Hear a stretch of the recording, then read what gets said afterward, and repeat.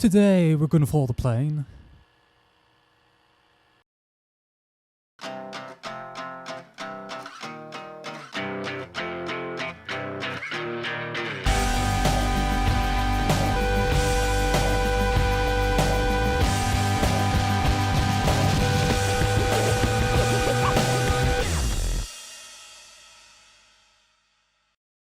So, we're starting with a sheet of paper today and I want you to fold it in half.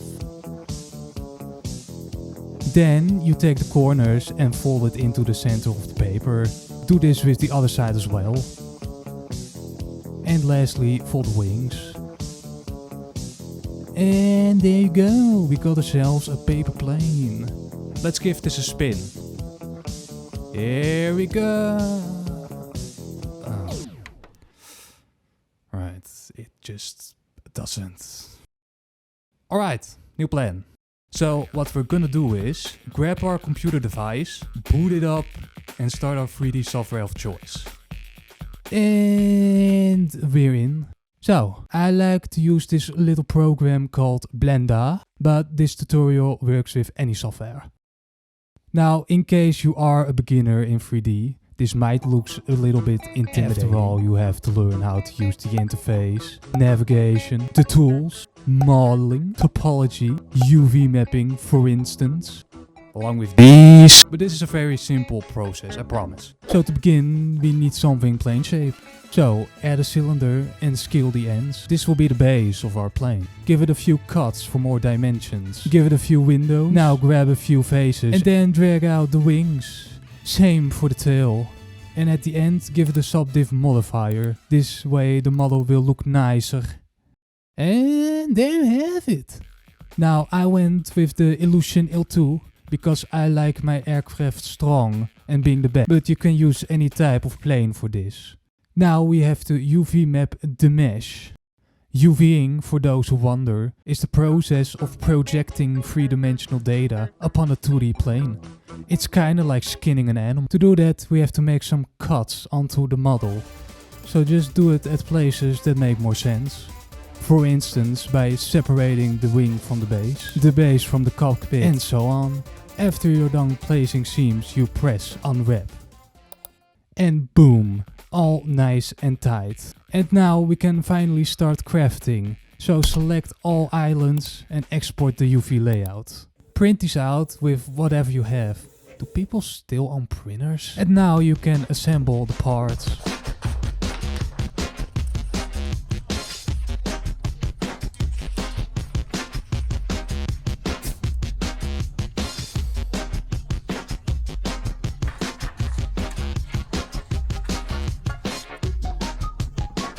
I think I forgot to scale it properly. So you got your plane, that's great, but you've noticed that it doesn't work. Well, that's because, of course, it misses an engine. So to do that we have to go back to our computer and boot up the software again. Now we have to model an engine. I will go with the V12. This is quite a common plane engine, so this should work for you too. Now this engine contains many parts, so we will make them one by one. So just add something round and give it a hole. Then make the connecting rod by adding a cube, slim it down and give it a few connecting bits. The next step is to create a little crankshaft for the piston. After that we rig the mechanics to make sure everything works. So far so good. Now you want to make the exhaust valves by adding a cylinder and give a wide top and some spring.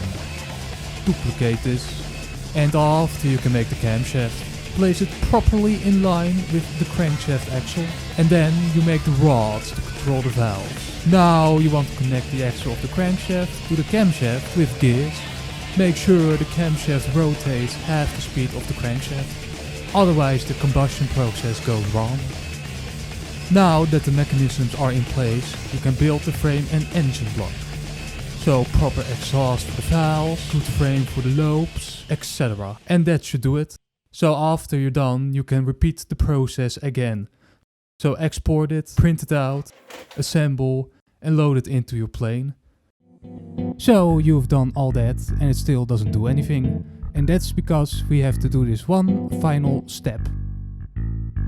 So we're on the computer again, and we have to do some programming. To start, you have to create a controller for the plane. I'll name it action, and then we have to go to the animation panel. You drag your engine animation into the node system, give it a good place, and then make a second node and connect the two. After that, you select the plane and add a component. Now you can drag your controller into the slot. Make another component for the code, and now we're gonna hack into the mainframe or whatever and write some.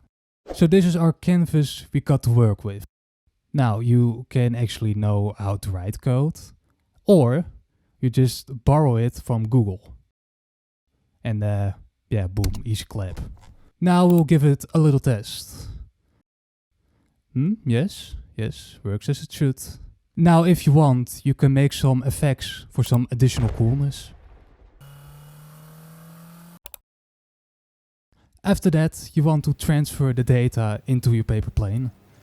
So just plug that in.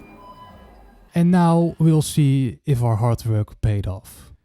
Here goes nothing. Yes!